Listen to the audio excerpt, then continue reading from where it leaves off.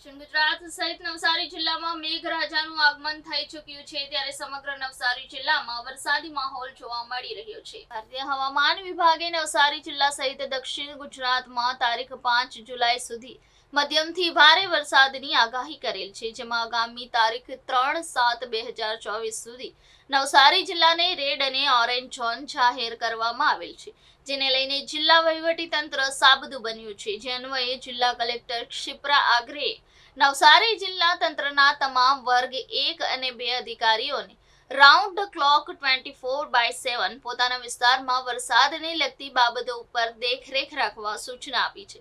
જિલ્લા ડિઝાસ્ટર મેનેજમેન્ટની ટીમ તથા જિલ્લા કલેક્ટર આ બાબતે સતર્ક રહી તમામ બાબતો ઉપર દેખરેખ રાખી રહ્યા છે। જ્યારે ગત રાત્રિ દરમિયાન નવસારી અને જલાલપોર તાલુકામાં ધોધમાર વરસાદ ખાબક્યો છે।